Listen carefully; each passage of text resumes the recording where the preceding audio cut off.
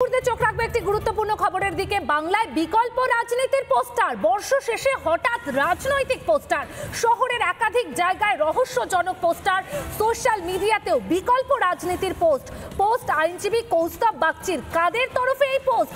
শুরু রাজনৈতিক চাপানুতর। আপনাদের আরো একবার জানিয়ে রাখি, বাংলায় বিকল্প রাজনীতির পোস্টার, বর্ষ শেষে হঠাৎ রাজনৈতিক পোস্টার, শহরের একাধিক জায়গায় রহস্যজনক পোস্টার, সোশ্যাল মিডিয়াতেও বিকল্প রাজনীতির পোস্ট আইনজীবী কৌস্তব বাগচির। কাদের তরফে এই পোস্টার? শুরু হয়েছে রাজনৈতিক চাপানুতর।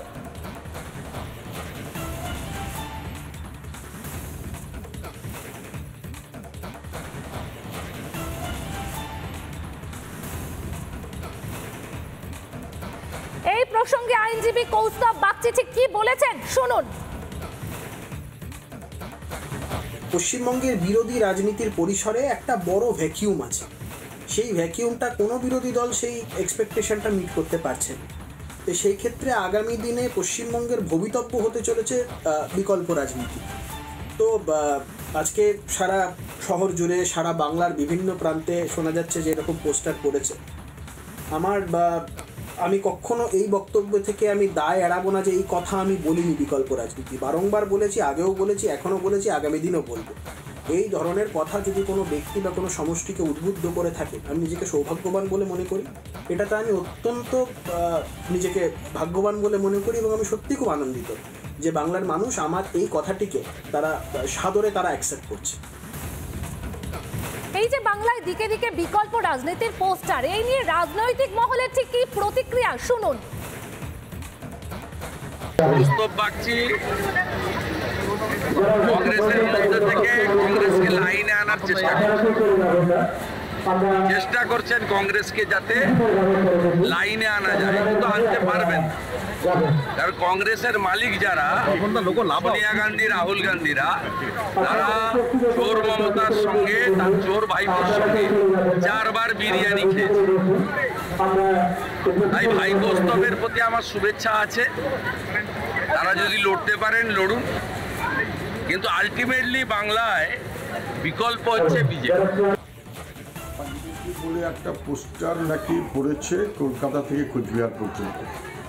বিকল্প রাজনীতির কথা বলার জন্য কলকাতা থেকে কোচবিহার পোস্টার, কোটি কোটি টাকা কারা ফান্ডিং করছে আমি জানি না। কংগ্রেসের মধ্যে আছি কিন্তু বিকল্প বলছি, তৃণমূলের মধ্যে আছি কিন্তু ক্ষমতা কম বেশি ওদের বিকল্প বলছি।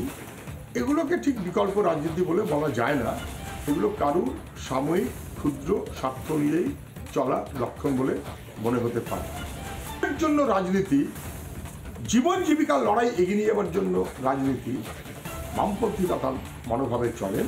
আর বাকি কেউ কখনো কিছু বলছেন সেটা বোধহয় ক্ষুদ্র সাময়িক কোনো স্বার্থ হতে পারে।